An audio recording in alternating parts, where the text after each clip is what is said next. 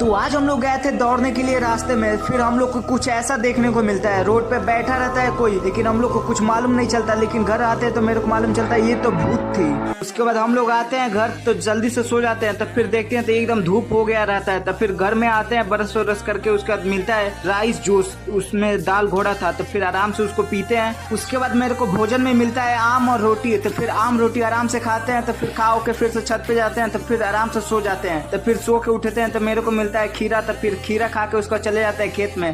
तो फिर पाइप लेके लगते हैं ढोने। तो फिर लेकर पहुंच जाते हैं। उसका भोलू सेक्शन पाइप लेके आ रहा था और हम और ये चाचा मिल के खींच रहे थे पंपू सेट को। उसके बाद पंपू सेट को स्टार्ट कर देते हैं तो ये पानी देना स्टार्ट हो जाता है। उसके बाद धूप में हम खड़ा हो जाते हैं क्योंकि पानी को भी देखना था, इधर उधर बहना। तो उसके बाद पानी देना स्टार्ट हो जाता है बिगाड़ में।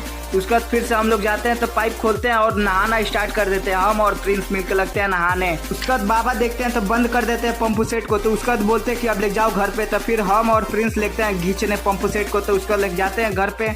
तो घर अभी पहुंचे नहीं थे तभी रोक देते हैं क्योंकि हम लोग हार गए थे। तो उसके बाद ईंट का एक छाव मिलता है तो वहीं पे हम लोग रुक जाते हैं। आई होप आप सभी को ये मिनी ब्लॉग अच्छा लगा तो लाइक और